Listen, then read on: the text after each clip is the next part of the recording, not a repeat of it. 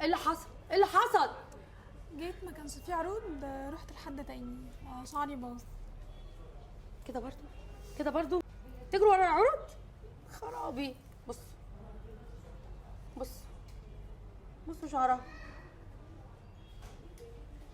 بص، شايفين؟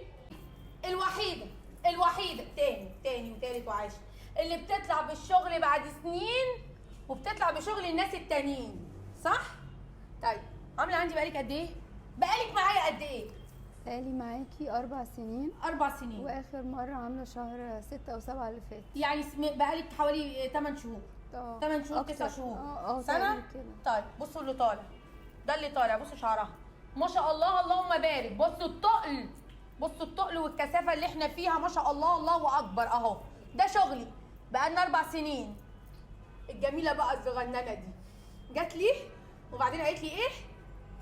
ما كانش فيه عروض فمشيتي، رحتي عملتي بره، مش عايزين نعرف فين. بصوا متقطع. بصوا متقطع. بصوا جت تقول لي انا جيت عشان العروض دلوقتي. ليه؟ عشان جت لي قبل كده. قولي. شعري باظ، جيت لك ما كانش في عروض. فمشيتي. عملتي في مكان تاني. شعري اتدمر. بقالك قد ايه عامله في المكان التاني؟ من شهر 10.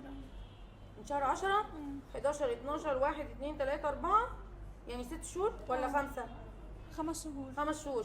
شفتوا الفرق بين شغلي وشغل الناس التانيين اللي عمالين يكتبوا لي كلام مش حلو وعارفك وهجيبك، بتكتبوا كلام مش حلو وعاملين عضو مجهول، والناس ترد عليكم بكلام حلو اللي عاملين عندي، تقولوا لهم انتوا قابضين. باين قوي ان انتوا اللي قابضين على فكره، باين صح؟ باين قوي. طيب ده شغلي بالكثافه ده ما شاء الله اللهم بارك، وده شغل الناس التانيين بقالها 5 6 شهور اهو. كنت قلتي لي كنت عملت لك عرض مخصوص، ولا انكيش رحتي دمرتي شعرك كده. بس كويس عشان تعرفي قيمتي. انا عارفه. لا انت عارفه اصلا؟ اختي عملت عندك. والله بجد؟ يعني الفرق بين اختك وبينك بقى سنتين؟ طب اهو الحمد لله اهو جبت حاجه من عندي. طب رحتي برضه بتقول لي كده. طب رحتي بره ليه؟ كان مفيش وقت وفلوس وكده معلش ان شاء الله نصلح ونظبط الدنيا ان شاء الله باذن الله. شغلي شايفين حلاوتي وجمالي؟ الملكه